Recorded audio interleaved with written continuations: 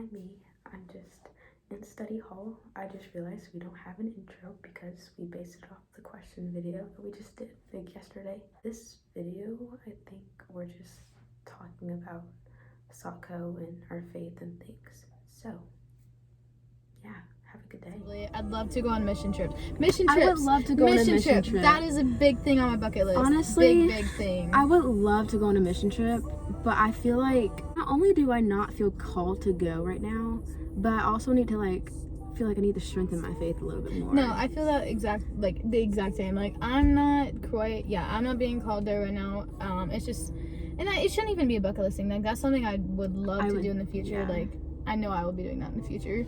And yeah, I'm not where I need to be in my faith either. So just to get that, we are definitely growing in our faith. Oh, absolutely. And I don't want to say I don't have faith. Yeah, because my faith has grown incredibly since I've been here. And yeah. do you want to share your backstory? Like a little bit. Obviously, you don't have to really give a testimony, but yeah. I'm really happy with where I'm at right now. I'm not gonna lie to you. Oh, but for sure. yeah, so basically I didn't grow up in a religious home. Like we went to church on Easter and Christmas. Yeah. So then some issues with my mom and things. We don't need to get into that. Yeah. But we went to church for a while, and then that kind of fell off. And then a year ago I was just kind of hey, I really need to get back in this. I know this is what I need. Basically almost hitting rock bottom, I would say. Now I'm here from a juice tent. For me, a little bit different than Maya. I grew up in a Christian home. When I was younger, we never missed a church Sunday. That was pretty important. I was in Sunday school, learning about Jonah and stuff. It's the little felt stuff, Oh, absolutely. I don't know. Anyways, you get the donuts on Sundays, I'm big into church, big church girl. And I don't know, when I went into high school, my life kind of changed really drastically. It's kind of a long story, so I will explain at some other point. And so anyways, I strayed away from it in high school, and even when I first got to college, I'm not gonna go into detail about it, but I just got away from the Lord and my faith.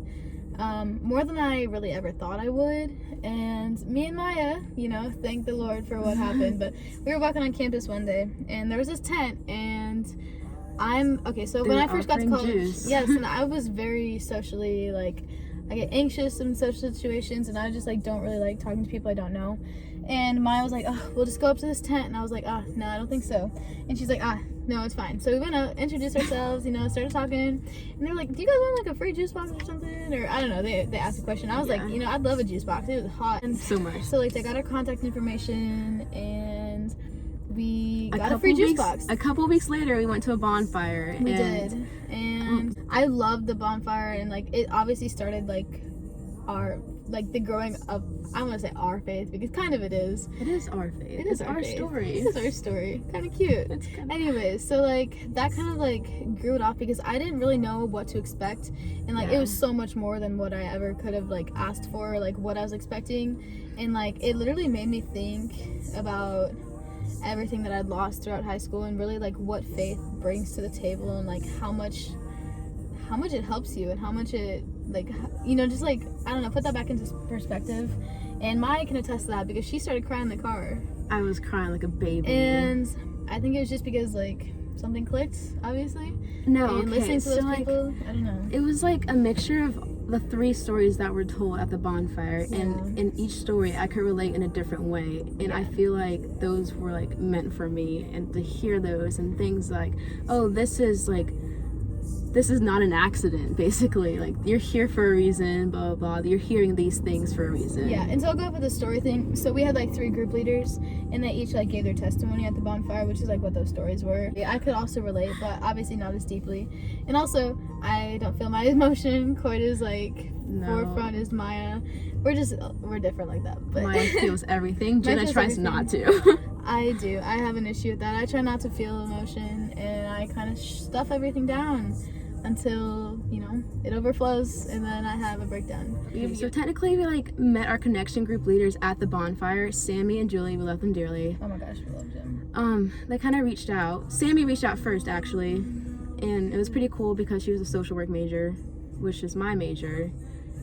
And literally, I'll add something to bonfire. When we got there, we met so many genuinely nice people. Yeah. Like, not like when you meet somebody and like they're overly nice and you know that They're, like, that's not fake. them. And like I understand that when you're meeting new people, like obviously it's not, but these people were genuine. I've never met like such a big group of people with as many genuine people as I did at the bonfire. Yeah. Continuing into Salt Company and like Anthem Church, like it just the Every group got single bigger. person that you meet in Anthem, literally so incredible. Life changing, actually. So incredible. Kind of really changed. great. They actually, I don't want to say kind of. They did like change my life and my look on, just like what's going on in our lives right now, and like how the Lord helps with that and works. It's just I so don't know. crazy. I Like can't it's been explain like it, but- not even like 2.5 months.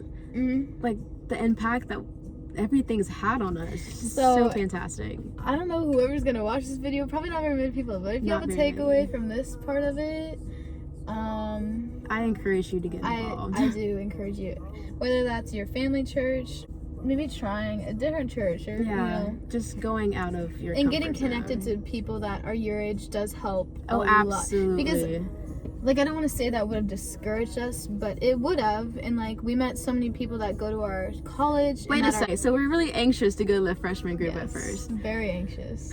and then we went to a Thursday service, which we're gonna go in like An an hour. hour. Yeah, and then we heard about an opportunity after Sunday service Sunday evening. Yeah, there's a freshman group, and it was just really cool to be surrounded by freshmen who love Jesus Yep. so much. And all those people that love Jesus, you know, some of them have the same testimonies and same stories as Yeah. you know, like they strayed away from it, or maybe some didn't even grow up in a Christian home. But the fact that everybody came together with whatever backstory they have, and we're all coming together from so many different places, so many different backgrounds, and we're all connected because we all love and we worship Jesus together. It's literally It's so incredible. so incredible, and like literally life changing, and yeah, it's insane. I'm still in Incredible. awe of how many people, like, it's just how just everything about it. I literally can't even put into words how much I'm grateful and thankful, and like I genuinely just appreciate everything. I definitely know I wouldn't be in the headspace or Oh, anything absolutely. without it, and it's so refreshing to like have that group of people that's always there to support you, that are like pushing you to go deeper into your faith, and like just like Absolutely. holding you accountable, and like just like people to have there like with you and alongside you that know exactly what you're going through. It's kind of crazy, actually. Coincidentally, the last week of freshman group, we made friends with the people that we literally hang out with every week, multiple times a Yes. week.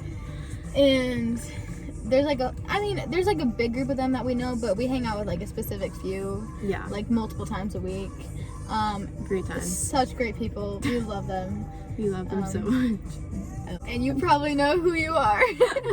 Actually, not probably. You know You who know you are who if you you just listen to what we said about you. Yeah. But anyways, we You're love welcome. you guys. You're fantastic people. You're the best. Incredible. I hope y'all see that because, you know. Yeah. Going back to Salt. Yes. Thursday nights are really, really cool because the message applies to college students more, and then Sunday is like more of a broad service. Either way, I still pretty much end up crying. Yeah. No, on Thursday night, our pastor is fantastic actually about taking a lesson from the Bible and being like, okay, this is how it applies. And like, he might not say this is how it applies to your life, but the way he preaches it, you know, like, It's it gonna really happen does make sometimes. sense. It makes that, like, yeah, exactly.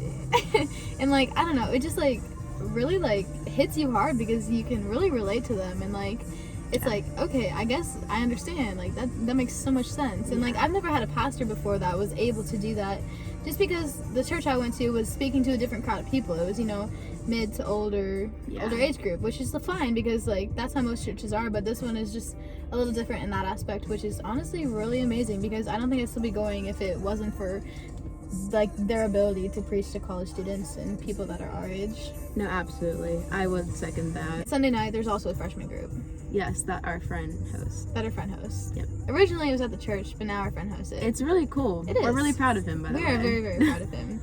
I hope it continues. Yes, absolutely. So we also met like these two really cool athletes that go to Anthem, and he's really cool. His name's Derek. We love you, Derek. I really admire how he's able to be a college student, an athlete, and still lead like a C group and be successful. Be a part of worship. Yeah, and like literally sing, and it's just so amazing. Like, how in the world does he have all this time? And I asked him, he made me feel really stupid when I asked him, but I mean, he's right. And I'm seeing other athletes there that are going through the same thing and that feel the same way about something, especially like in religion, is like not something that's super common, because like athletes and other college students obviously don't have the best rep for their religion, and which is just how it is. It's not, there's not like nothing against it. Yeah, we just, but like seeing, like having other people there that know us on a personal level and know where we are with our religion, and people that we could talk to about anything if we needed to, or it's really great. Shout out to our fellow student athletes, honestly. Yes. Even if it's not those two, we love all of our student athletes. Hi, it's me again. I also realized we don't have an outro, so we will see you next time.